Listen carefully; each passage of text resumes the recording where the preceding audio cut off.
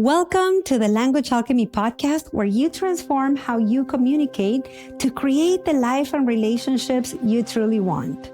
I'm your host, Alejandra Siroka, and I help multicultural individuals, couples, and change makers move beyond surface level politeness and conflict avoidance to have authentic, value-based interactions that actually resolve issues and deepen connection.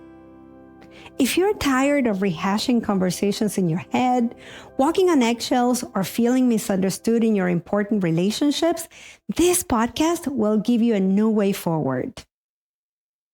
In last week's episode, I shared with you that you were born to communicate and that it's time to evolve. Today, I want to address something that might surprise you. Why I deliberately do not teach communication formulas, and why the Language Alchemy approach will set you free. If you've ever felt frustrating using scripted responses that don't feel like you, or if you've wondered why communication advice sometimes backfires, this episode will be a revelation. Your communication needs to grow with you. Yes, just like your body grows from infant to adult, your communication needs to develop and mature alongside you. This isn't just natural, it's essential. Think about it this way. A baby communicates through crying and reaching. A toddler might throw tantrums to express frustrations. A teenager might use sarcasm or silence to navigate complex feelings. Each stage serves its purpose. But imagine if you were still communicating like the 3-year-old at 33. Yet, this is what I see all the time. Intelligent and compassionate adults who are still using communication patterns they learned as children. For example, let's consider the tantrum pattern. When things don't go your way, do you still fall apart? Do you yell? Or do you launch into endless venting monologues? That's your 3-year-old communication showing up in your adult life. And what about the hiding pattern? Do you stay quiet when you need to speak up, afraid of ruffling feathers or offending others? That is your shy child self hiding behind your parents' legs when a stranger asks you a question. Or take the people-pleasing pattern. Do you say yes when you mean no? Or do you avoid difficult conversations to keep the peace? That's often a strategy that worked when you were small. But now it leaves you feeling resentful and inauthentic. I remember working with a lovely client, let's call them AJ. AJ realized that they were still communicating like their teenage self. They were using dramatic language and turning everything into a crisis. At work, they would say things like, "This is a complete disaster," when facing normal challenges. Or they would say, "I had a chaotic day of epic proportions." And then when I would ask what was chaotic or epic, they would just talk about the work tasks that matched their job description. And AJ loved their job. When AJ became aware of this pattern, they learned to shift their communication and use language that was more in alignment with the very capable adult they are. So instead of saying to their colleagues, "This is a complete disaster," they would choose to say things like, "This situation needs our attention." Or, "Let's brainstorm how to move this contract mindfully." The natural growth process requires that we try things until they fit. Think about how you discovered your authentic style in other areas of life. Maybe you tried listening to different kinds of music until you found the genres that truly moved you. Or perhaps you explored activities and friend groups until you found where you felt most authentically yourself. Communication development works the same way. You need space to try different ways of expressing yourself, to taste new approaches, to discover what feels genuine coming from your unique voice. Let me give you a concrete example. If you grew up in a family where feelings were not discussed, you might need to experiment with various ways of expressing feelings. And that may sound like, I'm feeling frustrated about this situation, or this brings up difficult emotions for me, or I need to share something that's weighing on my heart. Each of these expressions might feel different coming from your mouth. The goal here is not to find the right formula. It's to discover what feels and sounds authentically yours in different contexts. Want another example? Okay. Let's say you learn to be indirect about your needs. You might practice different approaches. So instead of hinting or being passive-aggressive and saying, it would be nice if someone helped with dinner, hoping someone will guess, you could try to communicate your need directly and say something such as, would you be willing to help me with dinner tonight? And if that approach is too much for you, you could consider asking for what you need in a collaborative way, as in, how shall we handle dinner prep together this week? There are so many ways of saying the same thing. What's key is to discover which approach feels most genuine while also taking your relationships into account. We need to grow out of being a child and receiving instructions to embodying our autonomy. When you were a child, adults told you what to do about everything: what to eat, when to sleep, how to behave, and yes, how to communicate. And you followed these instructions because that's what children do. And I know that what you are about to hear is obvious. You are not a child anymore. You're an adult. You do not need someone else's script for your adult conversations. Consider this scenario. Let's say you grew up hearing only weak people ask for help. So maybe you learn to pretend that you don't have any needs. Or maybe you communicate indirectly or with passive aggression when you need help. Or maybe you expect others to read your mind. But when you become an adult, you know that everybody needs help at some point of their day, their week, or their life. So instead of hearing in your internal dialogue, only weak people ask for help, you learn to tell yourself every living being has needs, including me. And it's healthy to communicate them skillfully. Some people will say yes, others might say no, and that's okay.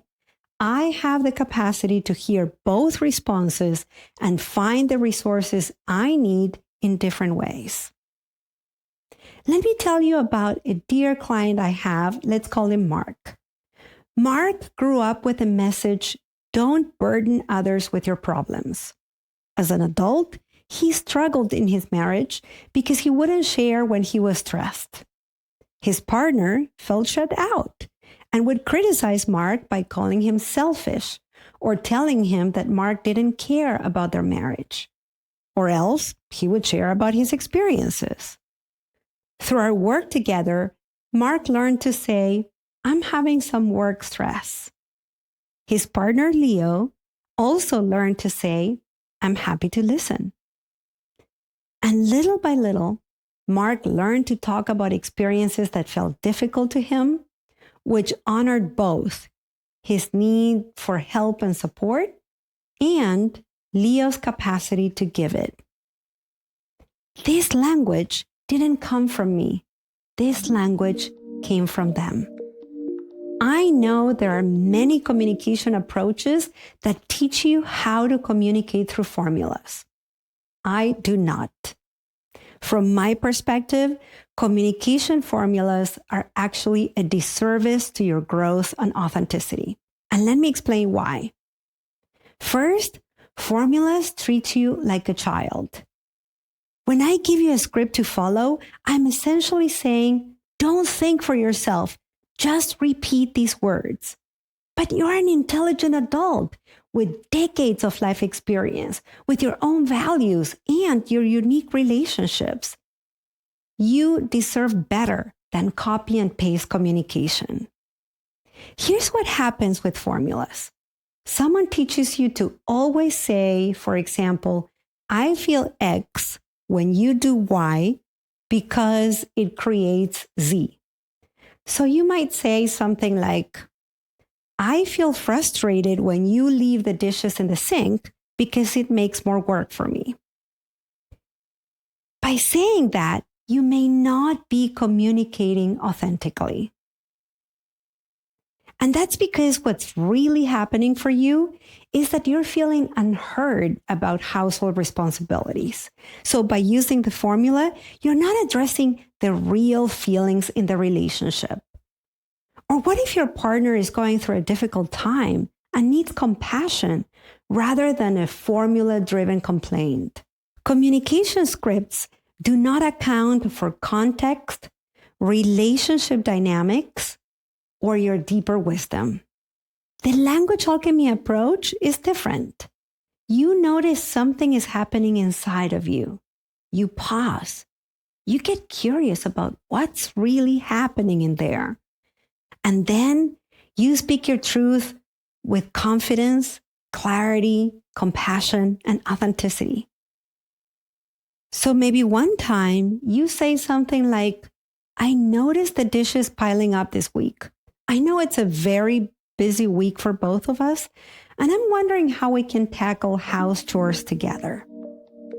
A second reason why I don't teach communication formulas is that they create dependency. If every time you face a communication challenge, you need to ask someone else for the quote unquote right words, you are giving your power away. You are becoming dependent on external authorities instead of developing your own communication wisdom. The language alchemy approach is more empowering because you learn to connect with your own wisdom and values, and then you speak from that place. Instead of needing someone else's script, you get the tools you need to develop the ability to address something or to respond authentically in the moment. And reason number 3 is that when you use formulas, you often fall into transactional communication where your intention becomes manipulating a specific outcome rather than creating an authentic sense of connection. This sounds like, I used I statements, so they should apologize. Or, I followed the conflict resolution script, so why are they not agreeing with me? Or, I expressed vulnerability. Why didn't they open up too? This is really sad because when the formula doesn't produce your desired result, you feel frustrated and entitled. You start believing life is unfair. And when you do that, you're actually regressing to a younger mindset where your brain thinks, if I follow the rules, I should get what I want. Skillful communication depends on the context, not on formulas. Let me paint you a picture of why this matters. Imagine you just got a promotion at work. Your natural impulse might be to yell, woohoo, and do a little victory dance. But what you do and say depends entirely on the context. If you're at home with your partner, you might celebrate exuberantly. If you're at the office, you might share the news with a big smile and genuine joy. With some coworkers, you may wait a few days to talk about it. And with a colleague who just got laid off, you may not say anything. And when later on you meet with a friend and you're so excited to tell them about the promotion, but your friend tells you they're going through a difficult time, you may choose to listen first and then talk about it. Or maybe you just heard about the promotion when your baby just fell asleep. In that case, you may do a silent happy dance and you may choose to text your excitement to someone. The feeling is the same, joy and excitement, but your authentic expression adapts to honor the context and the people involved. No formula could take all these nuances into account, but your authentic self, connected to your values and aware of the context, absolutely can. Let's talk about the language alchemy approach. Language alchemy is your path to authentic expression. Instead of giving you formulas, through language alchemy, I teach you something far more powerful: how to develop awareness and learn the tools to be resourceful in 5 areas. With language alchemy, you develop contextual awareness. You learn to read the situation, the other person's state, and sense what kind of communication will serve in the moment. Secondly, you learn to recognize and transform patterns. You become more aware of your childhood communication patterns that might be interfering with your adult relationships, and then you learn to transform them. Thirdly, you discover how to speak from your deepest values rather than reacting from all wounds, habits, or fears.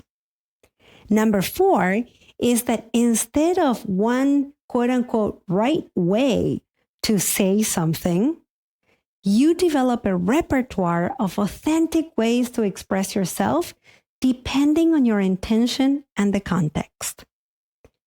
And number 5, you develop authentic presence. You learn to show up as your true self. Here's what this looks like in practice. When you pause before reacting in anger, you are practicing language alchemy. When you choose curiosity over judgment, you are transforming your communication. When you speak your truth with kindness instead of staying silent, you are evolving. When you listen with presence instead of planning your rebuttal, you are valuing the precious human being who's speaking as much as you value yourself and as much as you want others to value you. You are becoming a model for conscious communication. And little by little, you become a language alchemist yourself. If you're recognizing that you are ready to move beyond scripts and formulas to discover your authentic expression, I want to invite you to apply for my communication group coaching program. The application deadline is August 29th. And if you're listening after that date, don't worry. Visit languagealchemy.com/group coaching to find out when the next coaching program begins. This isn't about learning what to say. It's about discovering how to access your own communication wisdom in any situation. In this transformative program, you are going to learn language alchemy tools you can put into practice immediately. You are not going to learn formulas, but awareness practices that help you respond authentically in the moment. You are going to practice with real life scenarios, your actual life situations, in a safe and supportive environment when you can experiment and grow with others who share your commitment to authentic expression. I'm also going to give you personalized guidance for your specific communication challenges because your path is unique. Whether you're dealing with family or work conflicts, or you're ready to increase your awareness of how you're relating to yourself and others, or you want to deepen your capacity for authentic connection, this program will meet you exactly where you are and support you in going where you want to be. You can visit languagealchemy.com/group coaching to learn more and to apply. And now, let's recap what you've heard in this episode. Today, I shared with you why I don't teach communication formulas. I gave you 3 main reasons, and I described how the Language Alchemy approach helps you update your communication in 5 important communication areas. Remember, you were born to communicate. You have everything within you to express yourself authentically. You do not need someone else's words. You need to connect to your own language. Just like you no longer wear your child-sized clothes, you don't need to communicate using your younger self's patterns. You can learn to speak as the mature and compassionate adult you are today. And if you want to know how to do that, apply for Language Alchemy group coaching at languagealchemy.com/group coaching. Thank you so much for listening. Until next episode, and as we say in Argentina, ciao ciao. Original music by Gary LaPoe. You can find all links in the show notes at languagealchemy.com.